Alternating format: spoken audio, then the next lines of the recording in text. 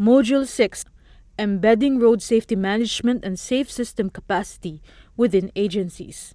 This module focuses on the substantial challenges associated with embedding road safety management approaches and a safe system approach within the collective and individual operations of road safety agencies. Safe system requires a new and different approach to risk assessment and to interventions with the goal of long-term elimination of deaths and serious injuries. Mr. Howard will start Module 6. Embedding road safety management within and safe system capacity within agencies. But this is a little bit of a focus on what are some things you might focus on to start the process of getting road safety management approaches more embedded in each of the agencies, safe system more embedded in each of the agencies. What are some of the things you might do? So that's what the next 20 minutes or so is about. And we've made the point that safe system really is about more than just mitigation of the old legal obligations that road authorities had, for example. You know, the road authority had to be careful it didn't leave great big potholes and dangerous things. This is a big move on from that thinking. We want to get rid of death and serious injury, ultimately, get rid of it, eliminate it. A proactive approach to getting rid of death and serious injury causing risks. And they're the sorts of things we're looking at doing. Infrastructure and traffic engineering, speed management, vehicle safety, the road users being compliant and alert, safe and novice licensing and improved post-crash care. And that's out of that safe system diagram we looked at yesterday. Here's what the safe system approach, here's how it's different to what we've traditionally done. Traditionally, we've had crashes. Safe system is about focusing on injuries, serious injuries and deaths. We've focused on individual road user behaviour, we still do. Now we're saying we've got to design and redesign the system so that human beings are not killed if they make a mistake, if they make an error. A forgiving road system.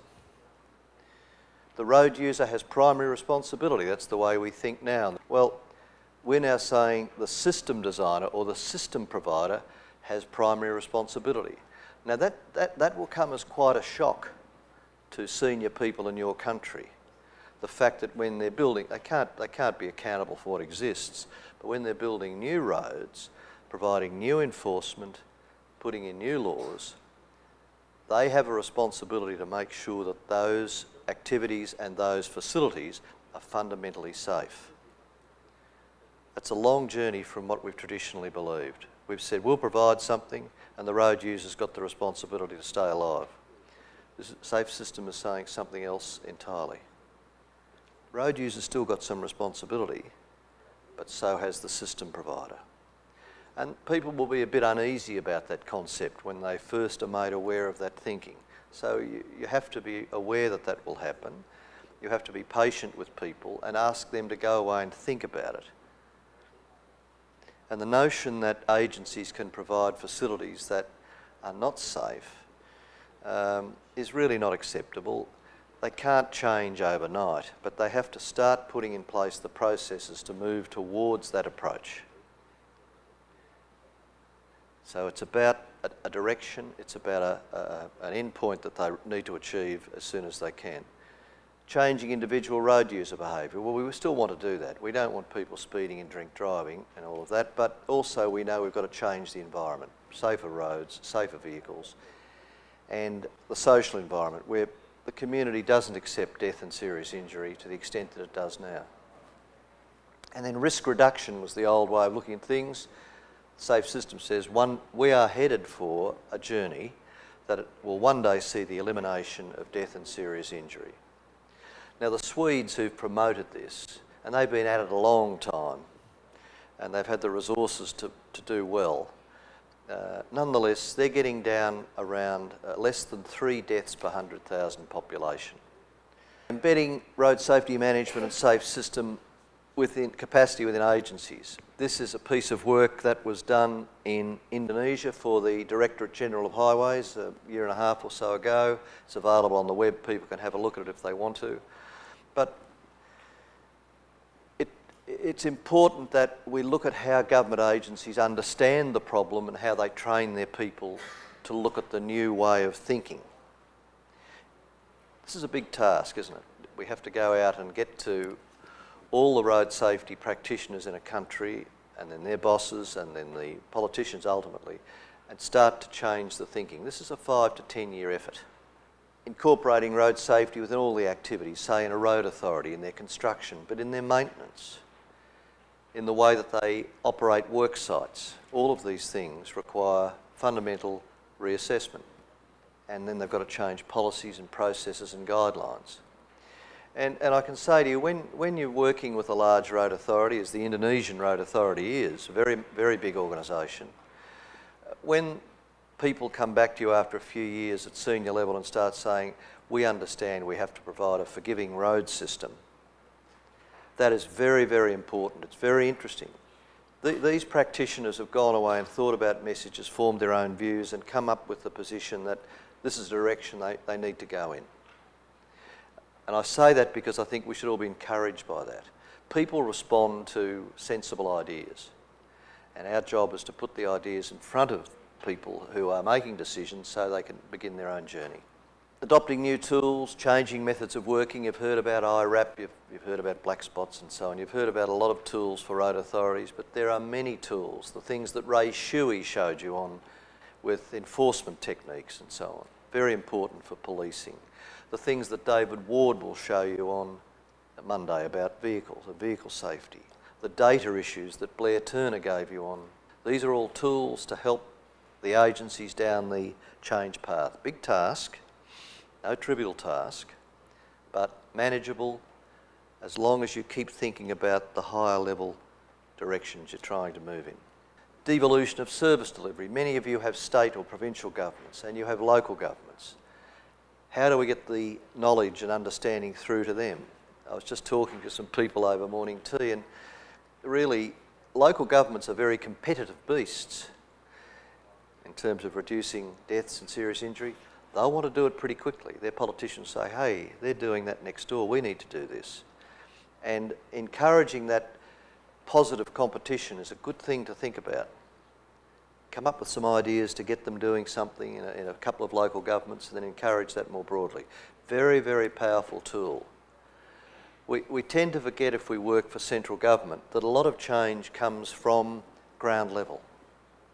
A lot of the change comes from ground level. And often you need to get some things happening at local level where you can get support more readily often if you've got a good local government. That will produce demand for further change at national level.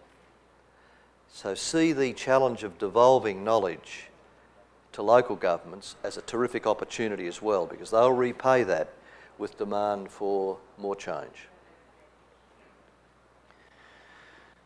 And of course we've got to remember that we're talking about road safety, but in big organisations in your country, police, road authorities, transport, health, lots of other changes are going on too, aren't they, that aren't related to road safety. So people have got to deal with all of that. But I'd put it to you that there's very few bigger change processes required of agencies in the road safety field than road safety change. It's the big change imperative. It's not the only one, but it's one of the big ones. Changing the way we consider crash risks, so the old reactive approach, let's go out and find where all the bodies were lying and people were killed and we'll fix up that spot. That's your reactive approach, versus the proactive approach, which is saying, let's look at the risk on the network and go out and deal with the risk before more people get killed. And you know, often on lengths of road, people get killed at various locations that are not really to do about physical conditions in isolation. They're to do with the general standard of that length of road. So treating lengths of road rather than treating black spots is a much more powerful way ahead. In shifting thinking, what are the techniques you'd use? When you go back and you're talking in your agency, how do you get them to think about mainstreaming some of what we've talked about? How do you get the agency to think, okay, we've got to make this issue part of our thinking? Well, the first reaction you're going to get in many cases is, oh, it's not possible. We can't change, it's too difficult. So you've got to work through that. You've got to have a meaningful, down-to-earth, face-to-face discussion with your key stakeholders, within your organisation, I mean. And you've got to win their understanding and their acceptance, and that's no trivial task. But I can say this to you from my own experience, presenting people with the safe system approach, what we saw yesterday, and the need for road safety management approaches, is pretty powerful. You know, there's a good logic to it, and most people will respond quite positively. They won't say, go away, this is too difficult. They get the logic of it, but they then need to think about that themselves and start to get their head around how it relates to their world, the world of road safety they're involved in. So they need time, and you need to encourage them to come back to you. So just having a conversation won't be enough. Just having one series of training sessions won't be enough. You need to think about how you're going to reinforce this over time.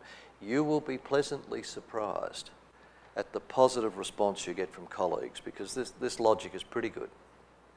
And they'll see in it a way of achieving more than others would achieve. This is a roads authority in Western Australia.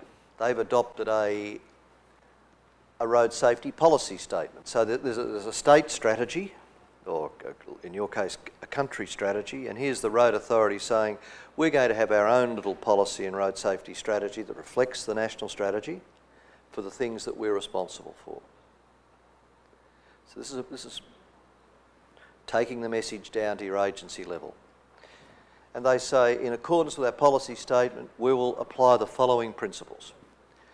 We have adopted the safe system approach to protect road users, as we know they make mistakes.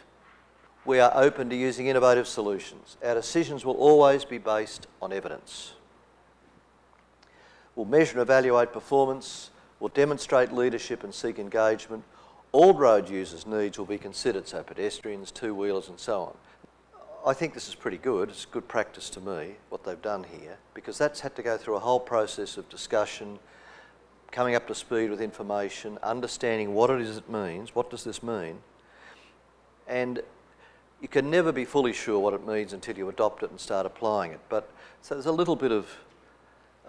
there's a lot of courage needed to do this sort of thing. And you need to encourage your agencies to think about moving into this space, because aspiration will drive change. So changing awareness, shifting the road safety conversation, that's the best way I can describe it. You've got to change the conversation, change the way that people view road safety in your agencies, get them to think about these issues you're being exposed to, and to see that there are new ways. And of course, getting a mix of sectors involved in those discussions, I would encourage you not just to have one sector in your training arrangements. Try and get multiple sectors present, because that different focus on what this means for them will inform all of the other members in that meeting, and you'll get positive benefits out of that cross-cultural or cross-institutional interaction. You need good communications material. And I talked about the ongoing commitment you'll need in your organisation. You need to get the Chief Executive on board. The Chief Executive needs to become a champion. You need a solid strategy and a solid brand to your road safety materials and what it is you're trying to promote, so you've got to give some thought to that. You just can't go out there and say, well, I've got some good ideas about road safety. The branding of the work from this ASEAN grouping through ADB. Dealing with the media. One of the challenges for you is you might get a language and a conversation going within an agency, across the agencies, but it's important that that language finds expression in the external media. So when your minister is speaking to the media, he has to be informed and armed with the language that reflects what's going on in the agency and what safe system and road safety management mean for your country. So that linking up of the two conversations is extremely important as well. And the last point you would all understand very well, perseverance. It is a long game, this. Lots of processes to be established. We talked about land use planning this morning. You know, land use planning is a very tough issue, because those people in planning don't see themselves as being involved in road safety, but they most certainly are. They have a big impact. So you've got to get to them, particularly the local governments, provincial and state governments, get them on board. And with road safety, it's very important you work hard to find win-win outcomes. This is not either or. You've got to find win-win. Not easy to do. Takes much more time. So how does the Road Safety Agency go about embedding safe system principles in their practice? Well, the role statements and the accountabilities in the organisation need to reflect that. So this is no trivial task. But over a 5-10 year period, you need to make sure that the way the organisation functions reflects these things. How do you make this, how do you get this transition going from where you are in your thinking to where you need to be? And the suggestion here is take time out to reflect on the principles and the scientific design foundations, have conversations with colleagues and about how that authority or agency is going with its road safety activities. So get the conversation going. And then smaller scale projects are a fantastic way of getting that conversation into some reality. You don't bet the whole house on a project. You have a smaller set of projects, you learn from that, and then people are confident to move on to a bigger scale. And we all know that. That's how we need to work. So that's important here as well. Some people would say, we're going to move to IRAP, for example, tomorrow. We're going to implement IRAP tomorrow. I have a view, based on my own experience, that it's difficult for road authorities, for example, to do that if they've never been involved in black spot treatments. Because black spot treatments really are all about what is the crash risk, the data tells us, what are the measures we could use to deal with that risk, which one is the most cost effective, and therefore we would recommend, and how do we implement it, how do we construct it. I believe that's an essential step, a learning step on the way to implementing something on a network basis like IRAP. So we have to be careful here that we don't try and jump from A to P without the intermediate steps. Bite off sensible chunks on that learning curve, much as we'd love to do it. Policies and guidelines have all got to be reviewed, and that's long-term work. And, you know, you're counting on people such as yourselves to work in your agencies, across the agency, to help others who haven't been exposed to this process to think about how they can be part of the overall activity. We have to make people feel they're part of it. They're not being threatened by this, they're being included in it, and we need their help to make this happen. I've talked about new tools. What does the safe system approach mean in practice for a particular person in your organisation? What does it mean?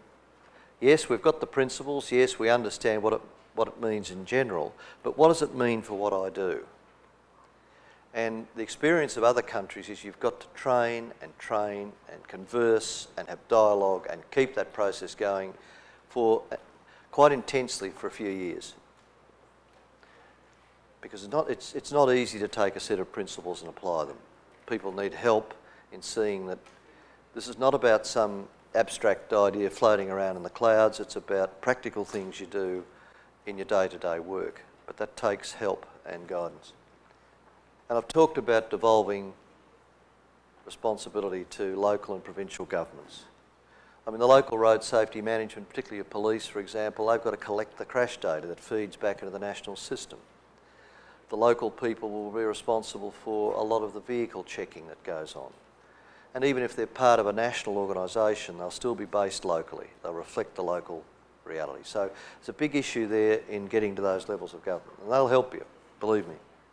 When we had an issue, for example, that was contentious, that might have involved speed limits, we would go to the local government that we knew was interested in this and talk to them about it. And before long, they'd be agitating to the central government to get something done. Now, you don't want to create dissension, but briefing local governments on facts, on issues, is very, very helpful. If you can bring them up to speed, they'll start pushing for change. It's much easier to get change when there's local communities asking for it than when you as a bureaucrat want it. Much easier. At every intersection of a national highway, there's a road for which local government is responsible. So they are bigger players than they realise in this space. They've got land use planning responsibilities, which are critical. They've got roadside management responsibilities. They're the hawkers, the roadside traders illegally occupying the road reserve and so on. They've got major responsibilities. So they're critical partners, and do encourage them to be part of the whole effort. Again, in Western Australia, they've had a little program to encourage safe system in the thinking of local government agencies. And the local government agencies have really picked this up. But they need a bit of help. They need a little bit of support.